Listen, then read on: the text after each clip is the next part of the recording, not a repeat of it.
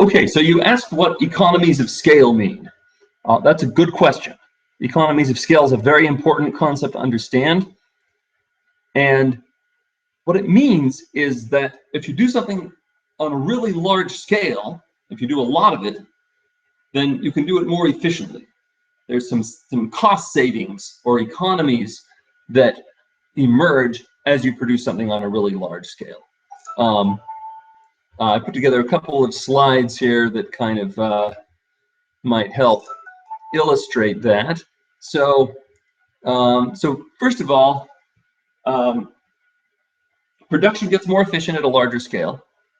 And why? There are a few reasons here. And let me use an illustration. Let's suppose you're making apple pies. So if you make just one apple pie, what do? You will probably look up a recipe online if this is the first time you've done it.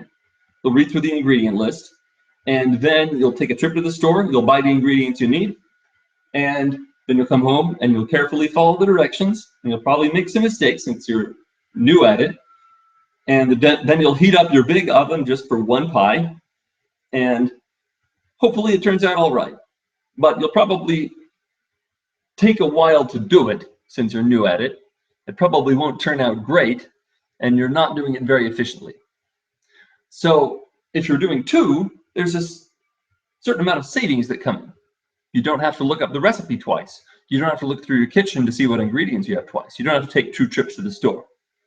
So this gets a little more efficient. If you're making 10 pies, this is going to be more efficient again, because then you get really good at it. Furthermore, maybe you get somebody to help you. And if you get somebody to help you, you could specialize. And maybe one person does all the apple cutting. They get really efficient in apple cutting. And somebody else makes all the crust. And somebody else is responsible for the oven. Or somehow you split the task up in different ways, and people get really good at the aspect of the task that they're assigned. You might also buy specialized equipment. So there's a little device that I have one. It's an apple peeler. And you can sort of stick the apple on the end of a prong and then turn a knob and peel an apple really quickly. And it takes the core out too. Now, if you're just making one apple pie, it's probably not worth buying an apple peeler. But if you're making 50 pies, you probably would buy an apple peeler. I can't remember how much it costs, 20, 25 bucks or something, but it only pays off if you use it a lot, because once you have it, you can use it as much as you want. So there's an upfront overhead cost, and then after that, then lots of savings kick in. So if you're doing something on a large scale, usually you'll invest in more capital equipment, and that helps you to produce more efficiently. And then there's also this whole aspect of information. So workers have to learn their jobs. You have to do some design and planning. In the case of the apple pie, that's like reading the recipe. Maybe you refine your recipe through experience. But and then if you're trying to sell it, then you have to market it. And once you do the marketing, once you manage to get somebody to know your brand name, you can keep selling to them over and over again. So there's this initial cost of marketing, and then there are long-term returns. And all of this leads to economies of scale. A famous example of economies of scale is Henry Ford's assembly line. So before Henry Ford came along, then cars were a pretty expensive good that only the rich could afford.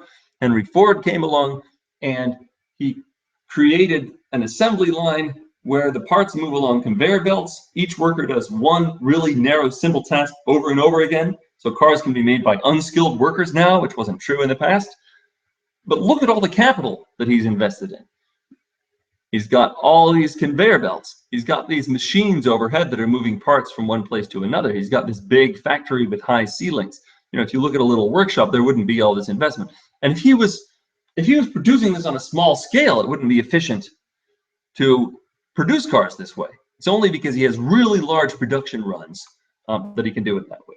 And graphically, you can think of economies of scale as a situation where the average cost falls as the quantity increases.